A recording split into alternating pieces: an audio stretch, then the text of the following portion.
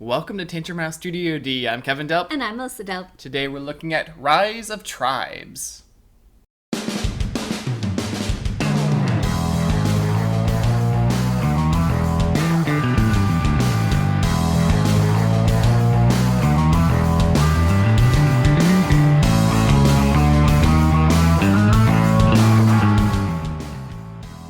Rise of Tribes is a 2 to 4 player dice placement area control resource management game that plays in about 30 to 60 minutes.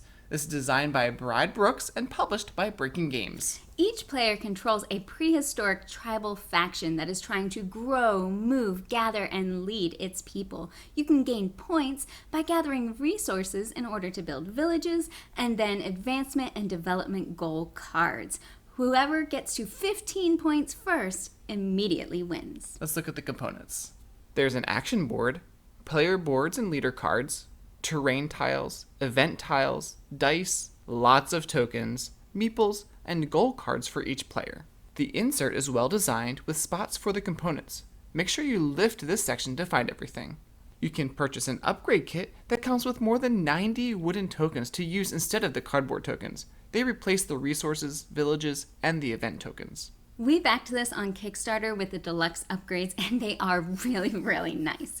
But the game is completely playable without them, and throughout this video, we'll just be using the standard cardboard tokens. As part of the setup, you'll randomly place out the terrain tiles in a specific shape depending on player count. Then players will put out a certain number of starting meeples based on their turn order.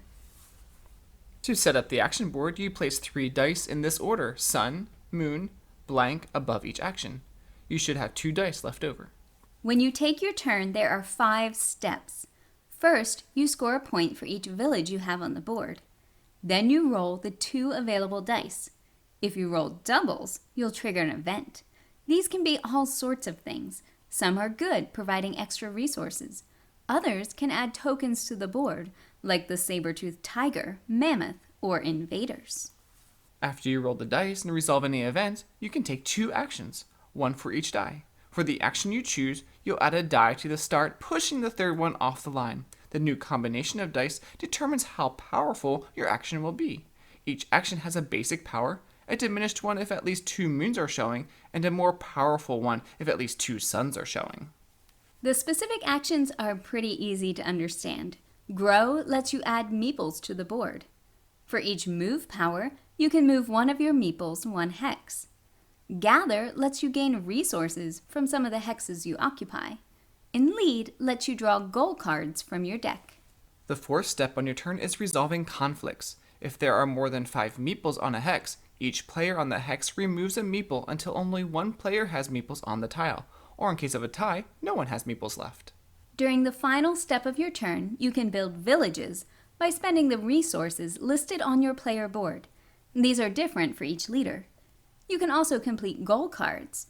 The blue developments cost resources and give you a point and action benefits. The brown achievements are triggered by game circumstances and give you 2 to 4 points. Completing goals and having villages on the board are the main ways to score points, and whoever can get to 15 first will win. Yeah, this game is pretty easy to understand. I'd categorize it as light, maybe medium light. I like that you can always take an action on your turn. The dice aren't limiting which actions you can take, just how powerful those actions will be. And the dice you place will affect other players because they'll stay on the board for a few turns. You're not only thinking about the suns and moons that you're placing right now for your turn, but how it may affect others to help them or to hinder them. Now, if you want your game to be a little bit more complex and have more variability, then you can add in some of the advanced play variants. There are special terrain tiles that have specific rules for interacting with them, tribal elders that let you use the abilities of other players' developments, and asymmetrical leader powers. Each leader has 2 abilities. You can choose 1 to use during the game. We decided to add the leader powers on our first game, and I think it worked well. I like that you have 2 choices on those leader cards, so you can decide what strategy you want to employ and how aggressive you want to be. Right, we tend to be not as aggressive when we play, so we didn't have a whole lot of conflict at the beginning of the game. It was usually later on when people are really spreading out across the board trying to get those goals. Yeah, one game we were a little too passive, and our friend Karen got like 7 points and was able to win the game. Yeah, we probably weren't paying enough attention to what other people were doing, and we're a little too focused just on our own goals. The prehistoric theme comes through in the art and the illustrations. The hex tiles, the character boards, they're beautiful, and each tribe has its own individually sculpted meeple shape. I think this game fits really well if you're trying to fill the 45-minute to hour playtime. The actions are really easy to understand, but there are some interesting decisions to make. And it starts with choosing 2 of the 4 actions.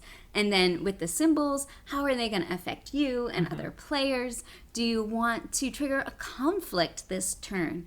And then with your resources, do you use them to build villages or to build those blue development cards that are going to give you points and powers throughout the game? Yeah, so if you want to do well in the game, you're going to, and make sure other players aren't getting points, you're going to have to keep others in check through conflict. So there will be player interaction. But I don't think of this as a mean game, because even when you're in conflict, you're going to lose some of your tribe members too. So if you're looking for a new take on how dice are used in the game, you like resource management, you like player interaction, then check out Rise of Tribes from Breaking Games, coming soon.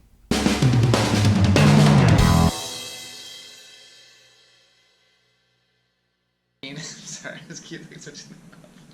We backed this with the deluxe upgraded kit, and those tokens are nice. I didn't really like that.